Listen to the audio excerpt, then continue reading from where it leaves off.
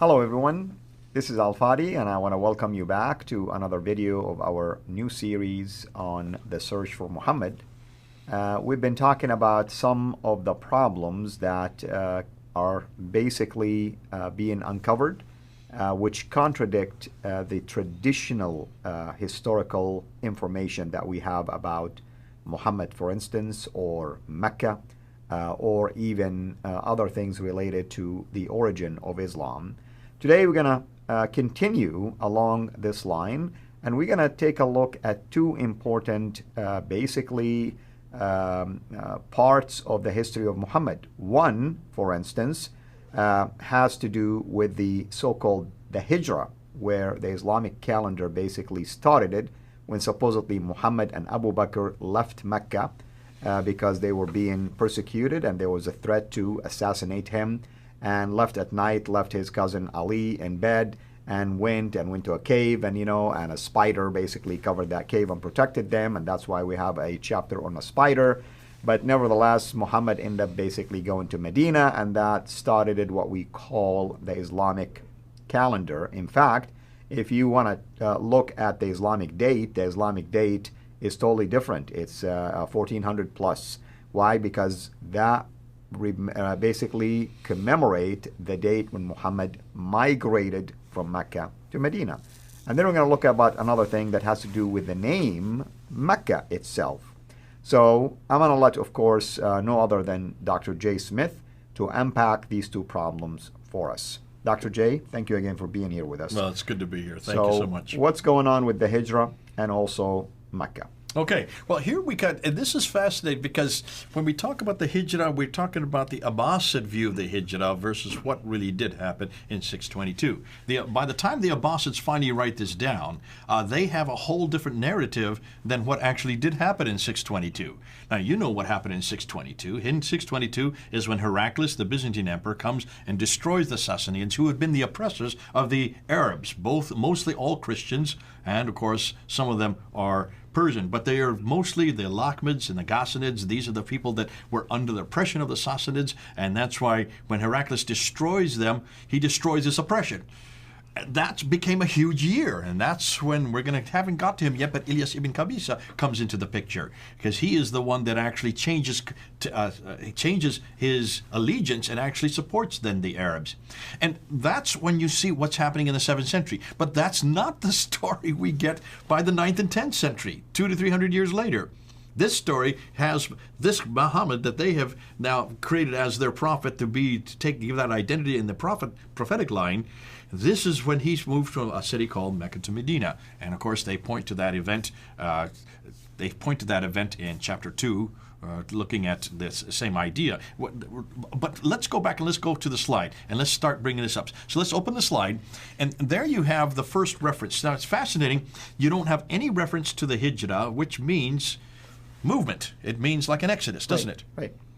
The word itself. That's where you get the word muhajirin or muhajirun. People of the Hijra. Exactly. Un means plural, masculine. Migrated. Yeah. They migrated. The people who were migrated, which is fascinating because the muhajirun is a reference to the 7th century.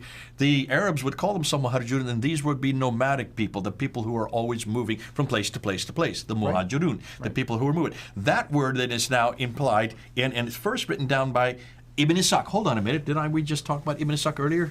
Yep. How do we know that Ibn Ishaq wrote this down?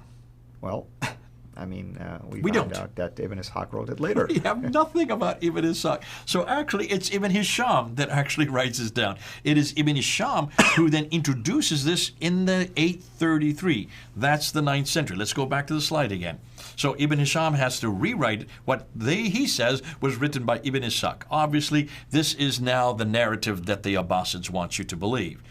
During the Abbasid era. Remember, I said over and over again in these episodes, we're going to come to the Abbasid era because the Abbasids really have a narrative that is different than that which precedes. And this happens, listen, this is nothing new. This happens all the time. You have two different groups of people that are at war with each other. They hate each other. Finally, one has ascendancy over the other, and that person then, the ones who have ascendancy then they usually create their own capital. Well, isn't it interesting? The Abbasids they don't want to live in Damascus. They're from the Persian background. They want to live in what used to be Ctesiphon, then becomes Baghdad. and they introduce Baghdad as their capital. Now, this is given its name in the 9th century. Nonetheless, they now bring their capital down to Iraq. Not Syria, it's now Iraq. But they absolutely hate everything that has happened because for 100 years they've been under the oppression of these Umayyads living up there in Damascus. So what do? Well, they eradicate, they destroy all the stories that aggrandize the Umayyads, and they introduce their own story. That's why Ibn Ishaq then starts to introduce their own prophet. And he's the one that first write that down, but we don't have Ibn Ishaq, we only have Ibn Hisham. Ibn Hisham finally writes the credentialized story, the narrative that has become the official narrative. Later on, another 40 years, then you get the traditions concerning the sayings of the prophet. 600,000 of these sayings are whittled down to 7,397. 98% are thrown out, only 2 are returned by al-Bukhari. What happened to those 98%? I would love to be able to read them because I think an awful lot of those 98% include all these original stories from the Umayyad period, which is really probably what say an awful lot about Ilyas ibn Qabisa. We're going to get to that when we get to Ibn Qabisa because al-Bukhari does mention him, though it's a deformation of his name. Let's get back now to the Hijra. Let's go back to the slide again. They're hated by the Abbasids. They eradicate the history of the Umayyads, and they include their own history, their own references to these battles. That's the battles you see al-Waqidi is introducing. Now, what's fascinating, they introduce a lot of their new stories surrounding their prophet Muhammad, including this story of 622.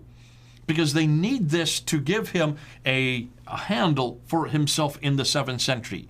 But instead of referring to the defeat of the Persians by the Byzantines, they don't want that part in there. What do? They create a new narrative around Muhammad of having him move from one city to the other instead. That fits now, suddenly, this character moving out.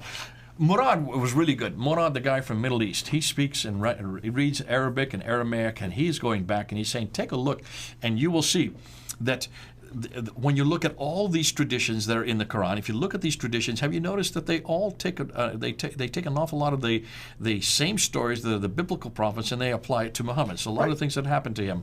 There's an interesting one you're going to allude to right now, and I'll elaborate further when you mention it. Go ahead. Yes, about the entry, the triumphant entry of Muhammad into Medina. So who do you think that is actually modeled on? Well, of course, Jesus entered into Jerusalem, and I tell you why. It dawned on me when I realized that they were using basically palm, branches.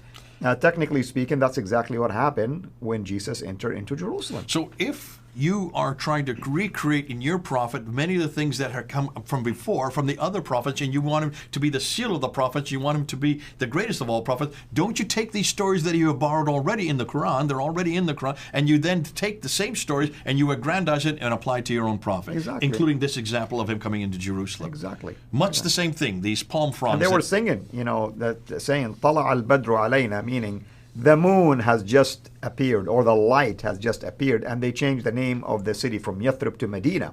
Al-Madina al-Munawwara, meaning the city of light. The city of light. There you go. So you can see there is a concerted effort. There is a concerted effort to get their own narrative. So the biography follows similar stories taken in the Bible of the biblical prophets and transfer them onto Muhammad, especially those of Moses, including the ones of his persecution, followed by an Exodus. There's the Exodus. They want the same thing that Moses had, and then entering Medina. In this case, they're now taking that which happened to Jesus in Jerusalem.